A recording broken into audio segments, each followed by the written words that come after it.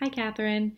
So I found your topic to be very interesting. I actually never knew about this type of disease. Like most people, I just think arthritis and I think someone that's elderly. I don't really think of children.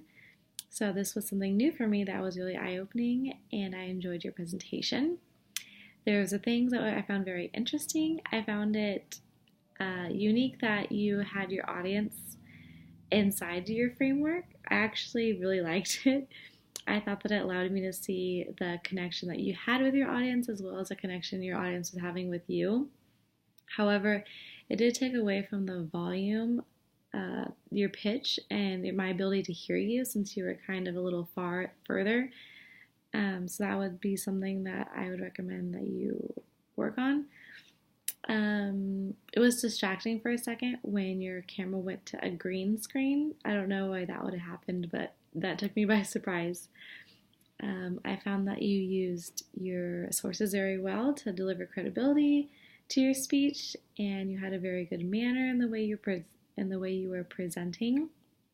I thought you were stood up very tall, and you had a good sense of presence. I found that you use ethos and talking about the moral character of trying to entice your audience.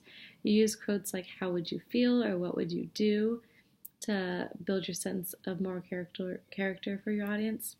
For pathos, you use the emotional attachment, and you had them create images of things that they can't do, and you talked about things that children with this disease can't go through and how they can't live a normal life and how they grow up just watching other children do the things that you should be able to do and they can't do that.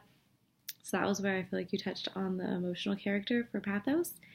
And logos, you talked about data to establish credibility. You talked about how there is no cure for this disease and how many kids go through this.